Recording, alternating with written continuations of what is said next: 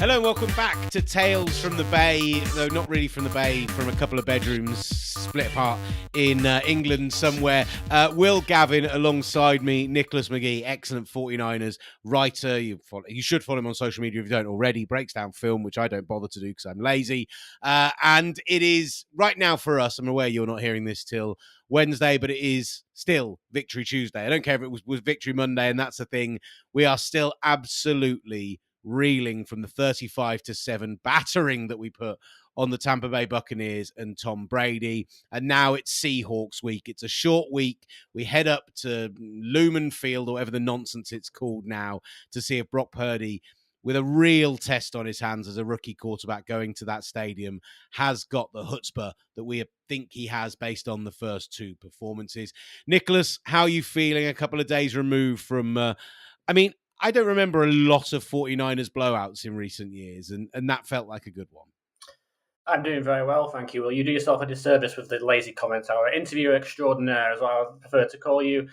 And yes, I'm still very much free sheets to the wind, to use a particularly English idiom after that performance. My wife goes to bed at a very different time to me. As you can imagine, she's not big into the NFL, and I went up to say goodnight to her as we were on the 1 yard line at 7-0. I said we're about to score again, and then I texted her to say we scored again just before she went to bed, and she said, "I gathered because I could hear you laughing," and that was me in the after the first touchdown when he ran it in, and the two after that, I was just falling about cackling. I was like, "What are we watching here? We're watching the birth of the most unlikely superstar I think we've ever seen in a 49 uniform." We'll get to Brock Purdy in a moment.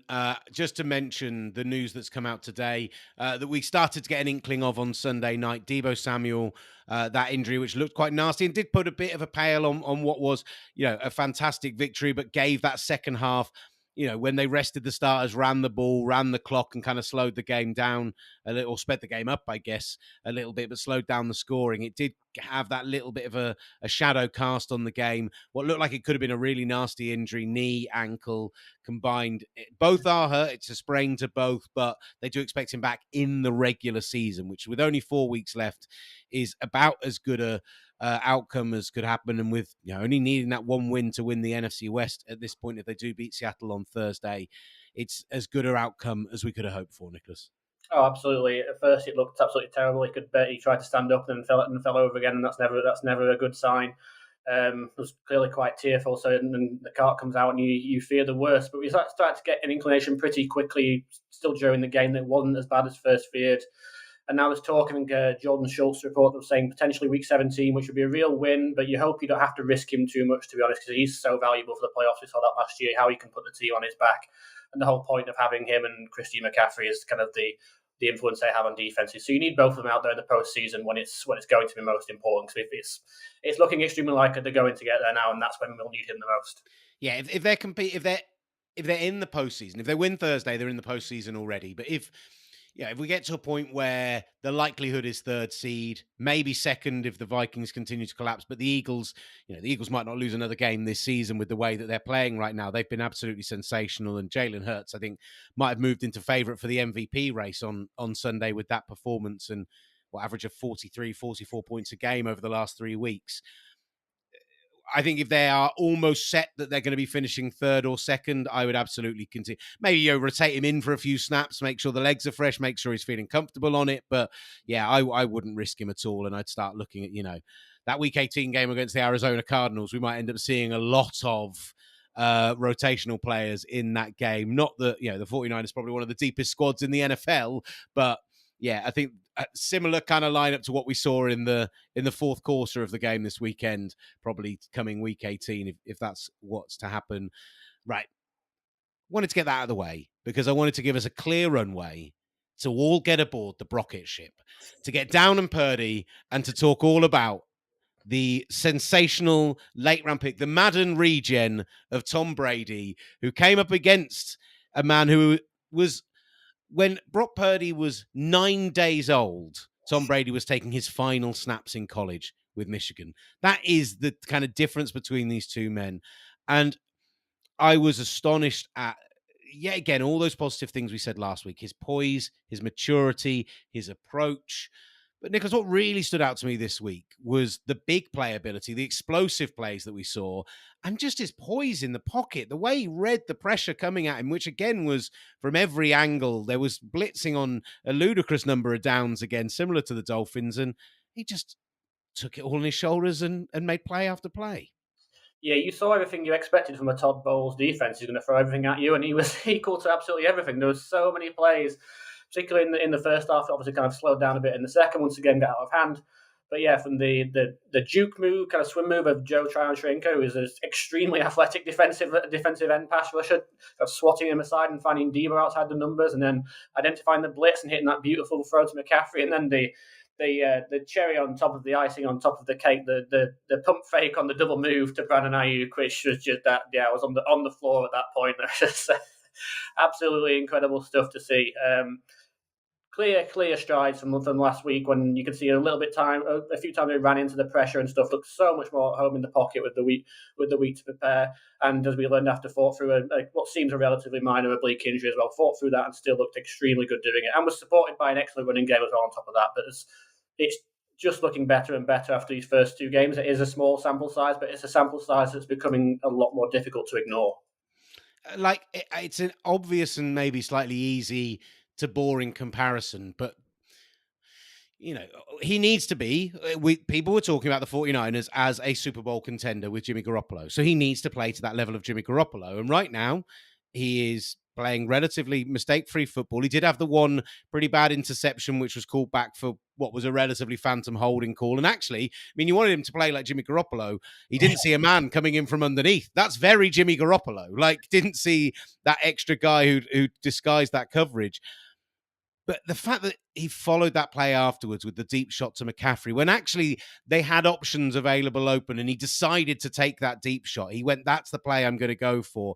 He had 2 touchdowns of 20-plus air yards, which, as we already know from this year, and they flashed up on the screen about 4 times, Jimmy Garoppolo only had one of those all year. And actually, Christian McCaffrey's had as many as that this year in a 49ers uniform. Was that for you just the way that the game presented itself, the way that the plays opened up to him, or do you think that actually we will see more deep strike with Purdy based on what we've seen so far? I probably lean towards the latter. I think the McCaffrey one in particular is just a sign of how much more comfortable he's getting. I mean, there was a bit of pressure in his face, but he had a similar opportunity last week against the Dolphins. We had McCaffrey one-on-one on the outside against a linebacker and didn't take it. He read the play out and found either Debo or Ayuk over the middle. And that just showed progression from that last week, that he ID'd the blitz and he found his one-on-one immediately and produced a pretty accurate throw. It's a good adjustment by McCaffrey and a little bobble that caused a bit of doubt on the review, but that showed clear signs of progress. And I think he doesn't have people are going to label this point. He doesn't have the strongest arm, but he seems very similar in that kind of way to kind of almost Tua Tagovailoa for the Dolphins. He didn't have the strongest arm, but he was getting the ball out quickly under pressure, and it was maybe a little bit underthrown, but it was relatively accurate, and that's what you need to be if you're going to connect on deep balls in this league. Did you read the Sports Illustrated Connor Orr's excellent article on Brock Purdy last week? I haven't got to that yet. I'm a big fan of Connor Orr from his around the NFL days and his various gripes he used to express in that podcast. So it is on my reading list. I've been lucky to meet Connor a couple of times. He's very British in his sensibilities, in his humour. Huge fan of his as well. But it's a really fascinating read, even if you're not a 49ers fan, into what you can and can't do in the development of a quarterback. Because, there's always that talk about accuracy is the hardest thing to improve at the next level. It's all about improving those stuff that we've talked about, the pocket presence, the sense of the game, the reading of the game. Like, those are the things you can improve. But part of the reason that Brock Purdy was seen as somebody who wasn't necessarily draftable, ends up going right at the end of the draft, is that whilst he was able to get a reasonable amount of power on his balls, the where the power was coming from, he had these incredibly powerful quad muscles, and he was almost playing on his toes rather than on the heels of his feet, which is where you should be playing to get power from your hips. And, instead you're having to overextend your shoulder, you're having to play on the toes, you're having to, and none of that is necessarily sustainable at the NFL level.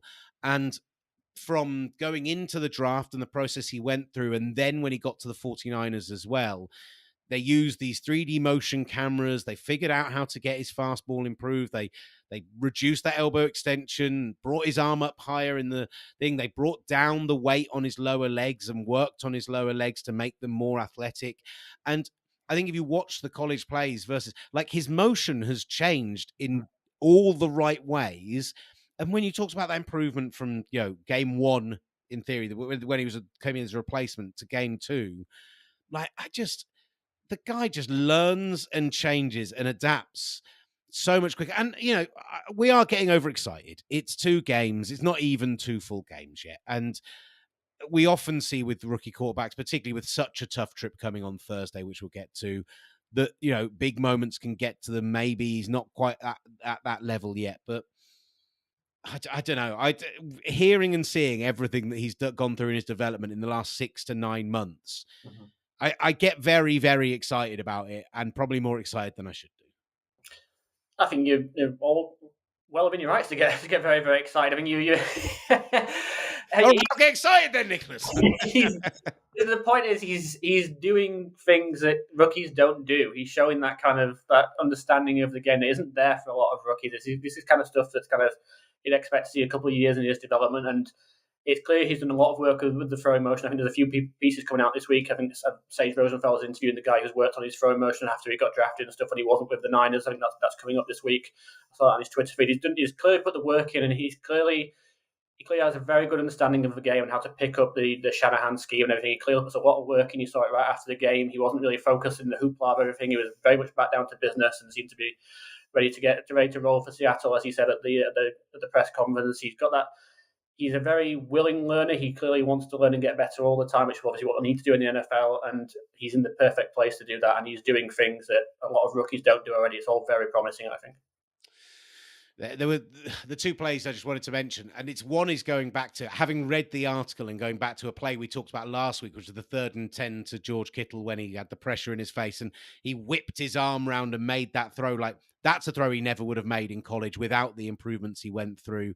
And similarly, what the play you talked about to Debo on the right sideline, where he saw the pressure coming. It was number 9. His name has completely escaped me. He's got the long double-barreled name. Try on Cheyenne Curse. It's a mouthful.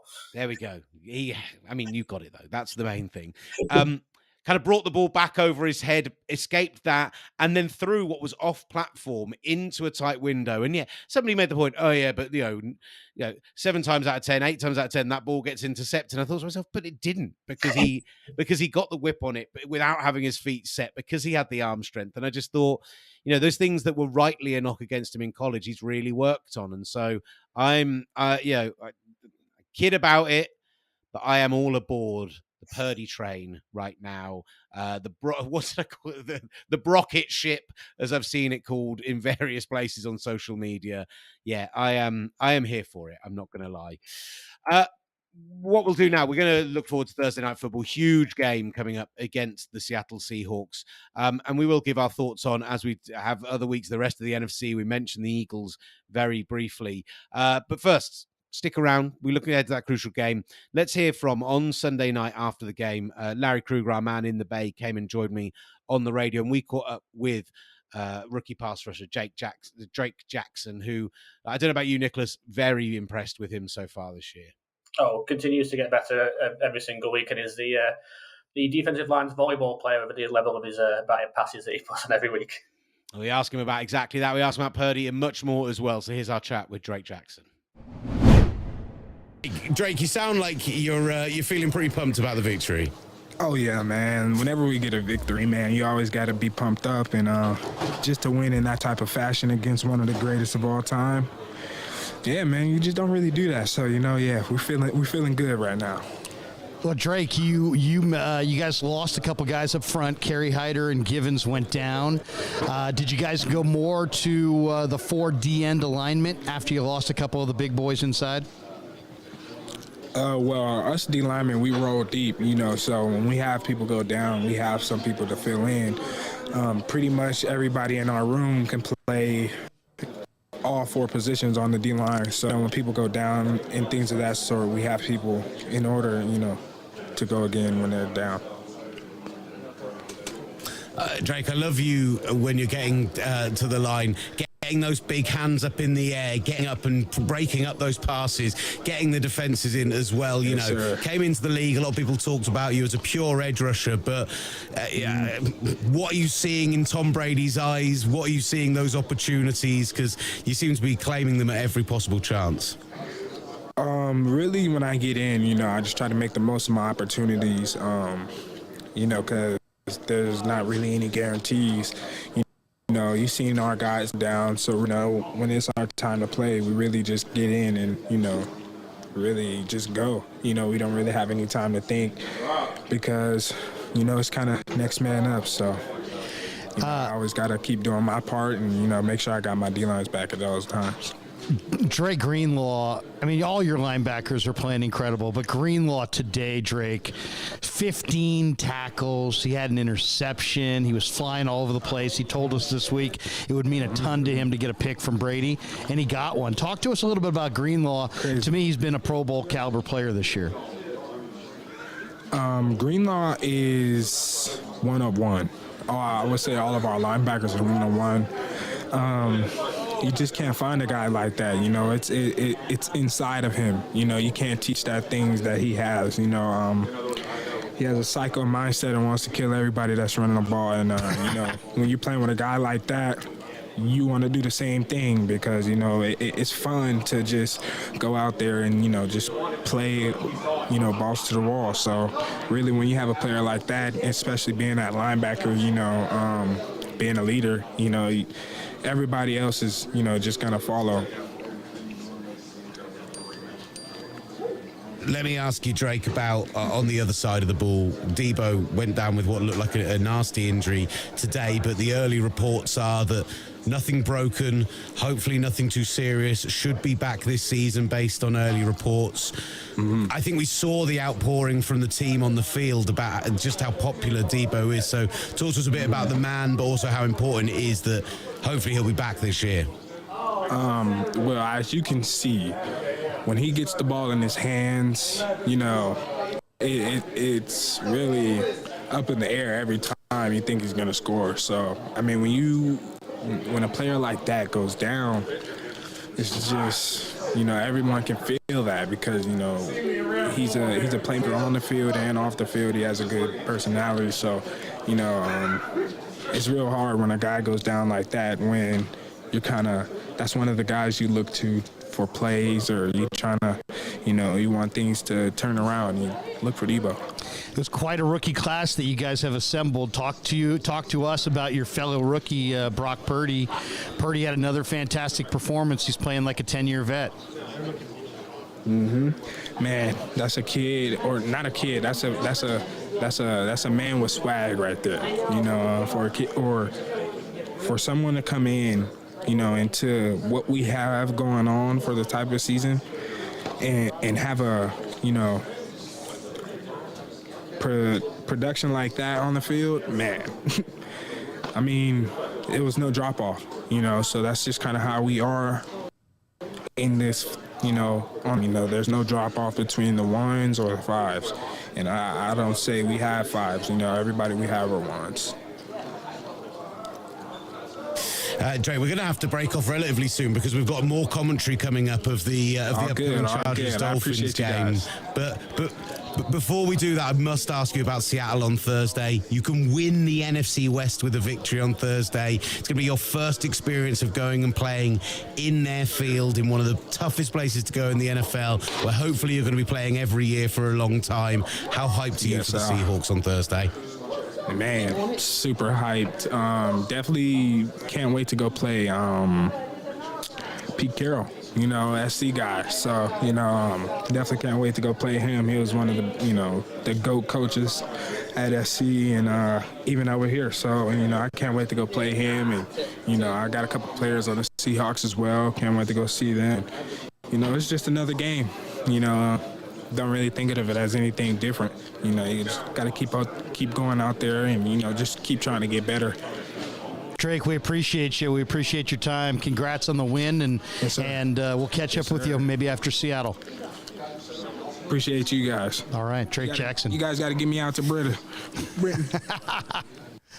Hey, you want to go to London? Let's get you to see the 49ers to London soon. It has to happen. I think it's AFC teams next year, though, Larry. I don't think it's NFC teams. So we might be a couple of years away from that happening, but hopefully San Francisco get out here in the pretty near future. Larry Kruger, thank you so much to you, and thank you to Drake Jackson as well. Brilliant stuff. Drake Jackson there from the locker room. Brilliant stuff. Before we get into Thursday night football, I know you're itching to talk about the Seahawks matchup, Nicholas. I know I am. I don't know about you.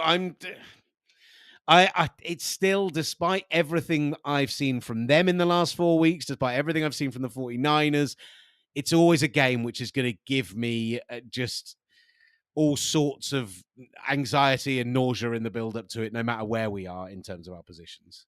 They are, despite everything, still kind of the boogeyman just because of the history, particularly in that building. But we've seen the Niners close it out before in 2019 to win the division and get the 1 seed in the NFC at that point. I remember I'd been given the harsh word from my better half about making too much noise and waking up our young child during the Saints game that season, which was obviously absolutely bananas. So about 4 a.m., the Seahawks game when Dre Greenlaw made that tackle, it was the most exuberant, silent celebration you've ever seen in your life, and there's nobody there to witness it. I was super fortunate. My wife and I went out to the West Coast to visit friends around that time of year. And when I realized that was going to get flexed into Sunday Night Football, and obviously TalkSport have the Sunday Night Football rights, I hit up my guy. As much as, the Seahawks is a rivalry, they have one of the best media departments in the NFL. My guy Brian, who does a lot of the stuff around the Super Bowl out there, he's the head of broadcasting. He's one of the best guys in the NFL we've ever dealt with. I just said to him, look, is there anywhere in your stadium where I could broadcast from, host around the Sunday Night Football stuff? So we'll still take the feed from Westwood One like we always do, but I'll just be feeding in and out of it. And he sorted me out a booth right alongside the coaching booth. So it was basically like you had the home coaches, the 49ers coaches, an empty little booth, and then me in another little booth at the end there. So I was really fortunate and lucky to be there to see the Dre Greenlaw half-yard line tackle and the run back the other way. And, was it a turnover? Were we going to see it? Which almost sucked the air out of the moment a little bit, but it just didn't matter when it happened. And actually, when they confirmed it, I know we should be very positive on the 49ers at all times here. I did for a brief moment hear how the coaches reacted and thought, if I was the home team and I've got coaches like running in the hallways, screaming and shouting, jumping about. I know they've just won the NFC West, but I just thought to myself, wow, that's a big reaction in someone else's stadium. So great memories of this game, despite the fact that we've lost the majority of them, particularly in the Russell Wilson era. The record was not good. Before we get to that, just a mention on some of the other stuff from around the NFC, and I mentioned them already, but 48 points for the Eagles this weekend. I don't know if you've had a chance to watch this one back yet, Nicholas, but they are absolutely humming. Effortless dominance was something I was writing for my thoughts on this week. That's what it looks like. That's what it looks like the past 2 weeks ago. I think it's a good defense in the Titans and one that's probably not quite there in the Giants. And this was probably the biggest game in a good few years for the Giants, and it was never really a game. And it's just they're so diverse on offense with what they can do, like just throwing absolute bombs to A.J. Brown and Devontae Smith, who I think falls under the radar a little bit now, given now he's now playing with A.J. Brown, but he's still an excellent receiver. Was the best of that group at Alabama with Judy and Ruggs and that cast of characters they had there, and just continue to develop in that offense. And the defense is outstanding. They look a really, really fearsome team. It reminds me a little bit of the Cam Newton 2015 Carolina Panthers a little bit, having this dominant running quarterback, this running game that nobody seems to be able to stop. And then Hurts has just shown great growth as a thrower this year as well. He's come on leaps and bounds from what he was last year, and they are a freight train at the moment. It's going to be very interesting to see if anybody has the formula in the NFC to slow them down. He's been responsible for, I think it's just 36 touchdowns, legs and arm this year already. Only the 5 turnovers. We talk a lot about the Josh Allen improvement year on year in terms of accuracy. I think Jalen Hurts has had a similar improvement in terms of accuracy, but at the same time, the way that he reacts to pressure, the way that he is reading the game, the way that he's reacting in the pocket. I mean, it's almost Purdy-esque. No, I'm obviously kidding, but honestly, I think this weekend with Mahomes throwing those 3 interceptions, yes, in a win, but with that offense not quite clicking in the same way, to see the Eagles. It's a 1A, 1B situation, but I think Jalen Hurts might have just moved into 1A for me. Yes, I would agree with that. And I made the Cam Newton reference. He's on similar kind of numbers, and they went 15-1. He won the MVP there, and Corsia 16-1. They do that. It's very, very difficult to look away from him as the MVP. I think Josh Allen's fallen away a little bit. There's certainly a sleeper case for Joe Burrow. I think he's been playing tremendous football since week 6. The Bengals have been on fire. I wouldn't put Mahomes down too much for the 3 interception game against the Broncos. He still won at the end of the day, and he's been phenomenal this season again, and that's just how he's going to play. Sometimes you're going to have those games with Mahomes, but he's going to come back and be an absolute fire show the next week. So I think it's a 2-horse race, but Hurts has certainly got the lead at the minute just because of how dominant the Eagles have been and how important he is to that. You take him out of that offense, I'm not sure it's the same. In the rest of the NFC, we've got an NFC South which may well be won by the Panthers after they've gone 4-4 with Steve Wilkes. I think very impressive in that time, but with the decimation of the Bucks by our 49ers this weekend, that has become wide open. You've got the Lions on this sudden resurgence. I say sudden, 5 wins in our 6. They've been absolutely brilliant. The Cowboys this weekend and the way that they only just about managed to handle business against the Texans, the fact that they have so many injuries in the secondary as well. I think people were looking at the Eagles, 49ers, and Cowboys in whatever order they were putting them as the top 3 in the NFC. I'm starting to think it might be the 49ers, Eagles, and then a glut of teams below it. Yeah, there was obviously when Jimmy got injured, there was doubt have the Niners been kind of relegated to the Super Bowl dark horses, and then we've seen nearly 2 full games of Brock Purdy, and I think it's they've not been relegated to another tier. I think they're still at the top of the NFC because they've shown they can beat a good Dolphins team that's kind of had a little bit of a slump, and are still dangerous but not very good for most of the season. Bucks team that has still got a lot of talent. They've knocked off 2 teams there relatively easily. And the Cowboys, they should have. If Jeff Driscoll, former 49er, some people may not remember, a very late round draft pick himself at the quarterback position, runs the right way on a speed option, then maybe the Texans win that game. I mean, I'm not sure what happened to Dameon Pierce. I think he got injured. If Dameon Pierce is there on that red zone series after the interception, then maybe he punches it in, and we're talking about the biggest shock of the season. And it's kind of what we spoke to last week. I don't know if the Cowboys can afford Dak to be off. His game-winning drive was very, very good. He hit a beautiful cover 2-hole shot to get him down into the red zone. But before that, he wasn't having his best game. Obviously, a couple of turnovers, one unfortunate off the hands of Noah Brown. But can the Cowboys afford those kind of games against better teams? Because the defense gave up 20-something points to a Houston Texans team that didn't have the best receivers. They were thrown to Amari Rodgers, Green Bay Packers cast off, and Chris Moore. Yeah, Chris Moore had a great game, by the way, but he's not a guy you necessarily want to be giving up 3 or 4 big catches to in the same game. And as everyone is, we've just dismissed to even talk about the Vikings. Yeah, everybody was questioning why the Lions were favoured in that game, and then it turned out that Las Vegas was correct.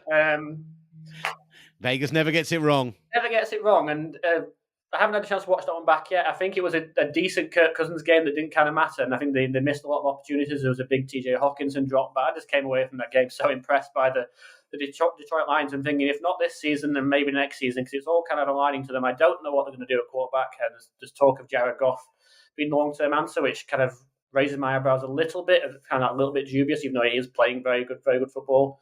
But you've got the pieces on offense with that running game with Swift and Williams who found the balance. They've got good weapons on Ross St. Brown, and you saw Jameson Williams, who I loved pre-draft, having his first catch be a deep touchdown, which seems so fitting and so wonderful for him. And then on defense, it isn't quite there yet, but the Vikings had one red zone series in this game that Aiden Hutchinson just shut down completely by himself. And when you've got those kind of players and they're firing on all cylinders as they are at the moment, then they can be very dangerous. And if I was the Washington Commanders or New York Giants or Seattle Seahawks, I'd suddenly be very worried about the Detroit Lions, who have a manageable schedule down the stretch. Right, let's turn our attention then to Thursday night football. We've done well to put it off a little bit until now. From a Seahawks perspective, right? So a team who started the season so strong, but the thing that kind of gives me pause, is the divisional rivalry, the fact they've had our numbers, the fact that these games can get so weird, like all of that stuff is in my mind, right? But the last 4 games, the loss to the Buccaneers in Munich, the loss to the Raiders, the win over the Rams, which was a last-minute victory, and then the loss to the Panthers. A team that had real playoff aspirations at 6-3, now at 7-6, should have realistically beaten 3 of those 4 teams, if not actually run the table on them with where they were 5 weeks ago. And I think from their perspective, probably most concerning is giving up 233 yards on the ground to the Panthers on 46 carries, and to bring them up to an average over that stretch. They gave over 160 yards on the ground to a Bucs team who were scoring 60 yards, who were picking up 60 yards a game on the ground prior to that. They're averaging over 200 and I think it's 209 yards per game on the ground over the last 4 weeks. That feels like that plays into the 49ers' hands just a little bit, Nicholas. Yeah, you're absolutely right. The fear factor is still there just because it is a big game and that crowd is amazing and we'd much like to give them a bit of stick. It's a tremendous home advantage. It'll be the loudest. I know Brock Purdy's played in some big games at Iowa State at college level, but I don't think he'll have played in an atmosphere quite like Lumen Field, whatever it's called now. They will make a right old racket. We have a tail on the screen. Apologise, that's my cat's tail that's appeared in the foreground. I wasn't sure if you were wiping the screen or whether it was indeed a cat. Mine is thankfully shut out of this room. This room doesn't have a door on it, so that's just open doorway. So unfortunately, I have no option. That reminds me a little bit. I don't know if you saw the viral clip in the World Cup when Saudi Arabia beat Argentina, and there's a bloke sat in Saudi Arabia who celebrated by removing his door and throwing it outside. And I was like, well, now you don't have a door, mate. I thought you were going to talk about was it the Croatian who threw a cat out of the press conference? I didn't see that one, but I saw the guy detaching his own door in a fit of celebration. I won't go to that level if the Niners win this game. But like I said, there is all that fear factor there because of the history, because of the home advantage the Seahawks have. But you are absolutely right in that the Seahawks' weakness is in that they were stacking the box against the Panthers and still not stopping the run and allowing just egregious amounts of yardage. And the Niners have a better stable of running backs, even with the injuries they've got there, than the Panthers do. And that's no disrespect to Raheem Blackshear, who went off in that game. But Christian McCaffrey looked fully healthy last week. I don't think he was fully healthy against the Dolphins, but he was fully healthy on Sunday, and he looked absolutely outstanding. And then they have the complement of Jordan Mason, who is a big thumper. I think he is getting better every week. And I think it wouldn't surprise me, given the injury to Debo, if you saw the Niners just roll with 4 running backs this week on a short week and activate Tyrion Davis-Price, who seems to be lost in the ether somewhere, and bring Tevin Coleman up to the practice squad and say, we're going to run it down your throats, but we're not going to put too much on McCaffrey because it's a short week, and we're going to challenge you to stop any of our stable of backs with an offensive line that's been playing great football and has been getting better run blocking the last couple of weeks. And you can throw in, everyone from Brandon Ayuk to Ray McLeod to George Kittle to whoever going on end arounds and sweeps and things you can throw in. I mean, you mentioned Jordan Mason. I think, yes, a big thumper, yes, a big body guy, easily our biggest back, but I think showed in that second half against the Bucs, he's got exactly that thing that the 49ers zone system requires you to have, which is the ability to hit the hole, one cut and go.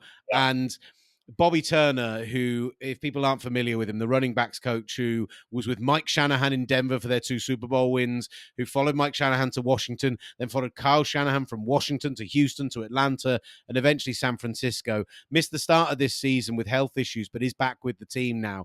And he just finds these guys, just undrafted guys, 7th round pick, 6th round pick, and just molds them into exactly what the system needs, that Shanahan system needs. And yeah, Jordan Mason looks like a guy who I could imagine getting 20 carries on Thursday night and just flying, just getting away with it.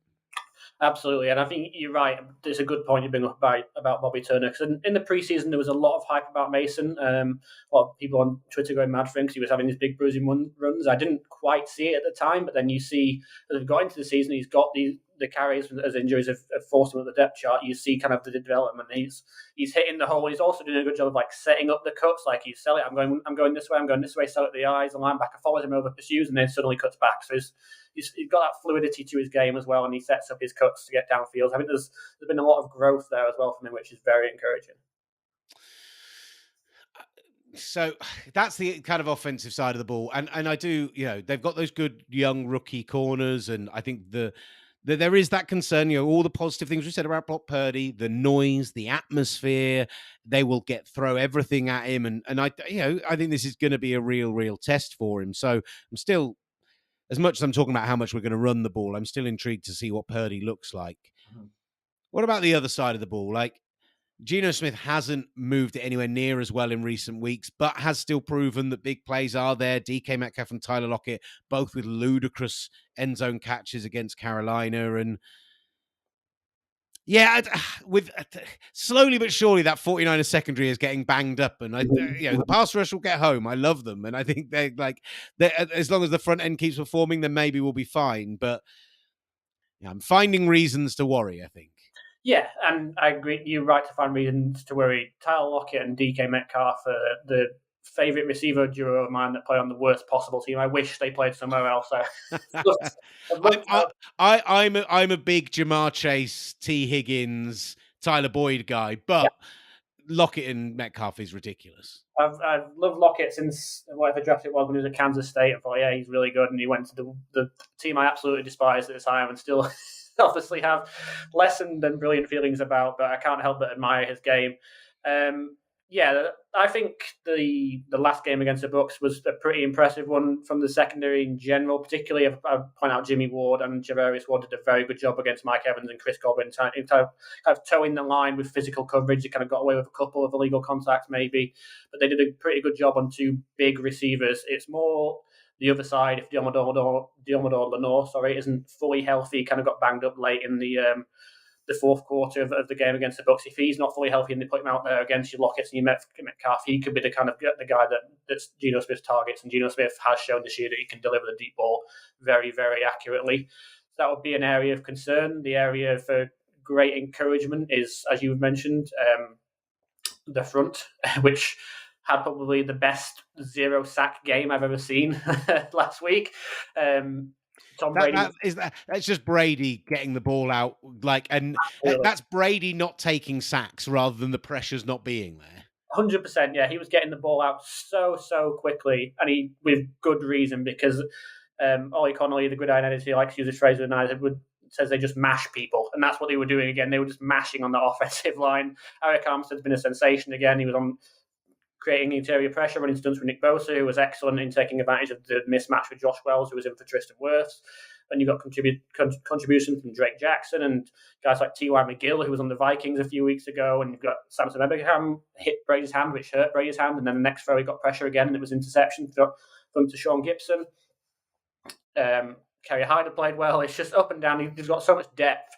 There was injuries. I think Kerry Hyder's going to be okay. There was the injury to Kevin Givens, who's been playing well, which is a big shame. But the Niners just seem to be able to churn out these defensive linemen to deploy them anywhere on the field, inside, outside. Both played a bit more inside against the Bucs. You can play a many who on the inside. It's just a constant rotation of devastation for guys up front. And I think what you saw in week 2 when the Niners rolled pretty easily over the Seahawks in a game where Trey Lance got hurt was probably what you'll see again in terms of the trenches. I don't think the Seahawks offensive line can hold up. So it's just going to be a case of whether Seattle can run the ball on them, and B, whether Geno can get the ball out quickly enough when those deep shots are set up and downfield. Well, look, it's a game we're hyped about. It's a game I hope you're hyped about. Let us know at Gridiron on Twitter. You'll find myself and Nicholas there as well. I'm sure we're both going to be there during the game. Fortunately, probably, it's my work Christmas party on Thursday night, but we've got the game live on TalkSport 2, so I have to stay sober at the Christmas party to then go and work. And I honestly think that these big occasions, I'm much better working because I get to focus on something other than my fandom, and that allows me to... I try and stay as neutral on air as possible, I think. Maybe not brilliant at it, but I was thinking to myself, my Twitter could end up being, if I've been at a work Christmas party where it's been free drinks for 5 straight hours, and then I go and watch Thursday night football, my timeline could turn into a dark place. So it's probably a good idea that I'm going to be sober and watching the game at work. But I'm sure, are you going to be up for it? Are you going to be staying up? I am. I will be staying up for it. To your point, nothing focuses in mind like having to actually cover a game and be vaguely professional. But yes, I will certainly be up for that one. And the most wonderful time of year where it's all about belief in that the big guy in the red suit is going to come down your chimney, and belief in the hope for the new year, and belief in your fellow man and the goodness of your fellow man. I believe in Brock Purdy, and I think we're going to get to see another mature and professional performance that gets the job done in Seattle. Fingers crossed. The not-so-big man in the red suit, Brock Purdy, turning up big in the first 2 games. Will he do it again on Thursday night in Seattle? Cannot wait for that one. Nicholas, thank you so much for your time. As always, brilliant stuff from you. Don't forget to keep checking out everything Gridiron do at Gridiron at UK on Twitter, at UK Gridiron on Instagram, and you'll find them on TikTok as well, where you get little snippets from our shows and all the other shows that they put on. The brilliant magazine. It was mentioned, Ollie Connolly, his writing, Nicholas, there as well. And just keep an eye out, keep an ear out, and we'll keep bringing you this 49ers content. Thank you so much for watching. Thank you so much for listening. This has been Tales from the Bay.